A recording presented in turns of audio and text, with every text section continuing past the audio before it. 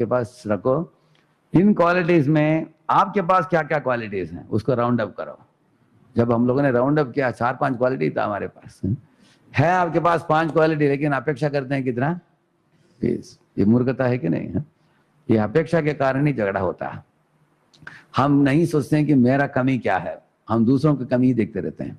हाँ, इसलिए ये आप देखेंगे एक्सपेक्टेशन को कम करने से किसके समान है? कमल के पत्ते के ऊपर पानी बैठता नहीं है, गिर जाता है। इसी तरह भगवान बताते हैं पद्म पत्र मीमांसा ब्रह्मण्यादाय कर्माणि संगम त्यक्त्वा करोति यः लिप्यते न स पापेन पद्म पत्रम मीमांसा। ऐसे बताते हैं पद्म पत्रम मीमांसा।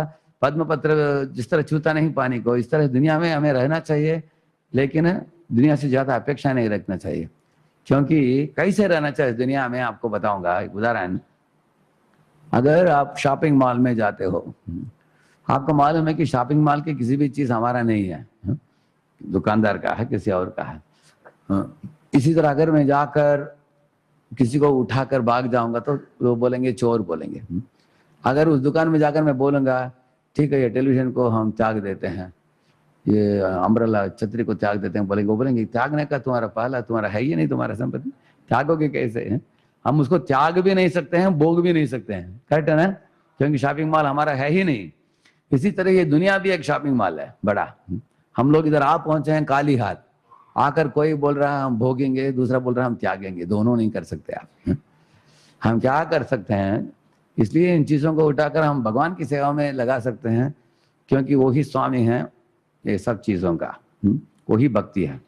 इसलिए हम पारिवारिक जीवन में भी समझना चाहिए कि हम काले हाथ आते हैं, काले हाथ जाते हैं। दुनिया में भी you should live in this world in a renounced temperament. Renounced temperament means, देखिए आप अपने घर में जब रहते हो, नहीं तो किसी और के घर में जाते हो, आपके बिहेवियर थोड़ा अलग होता है। देखा आपने? घर में रहते समय हम चिल्लाते हैं, दूसरों के घर में एकदम आदर पूर्वक बात करते हैं। करेक्ट है ना?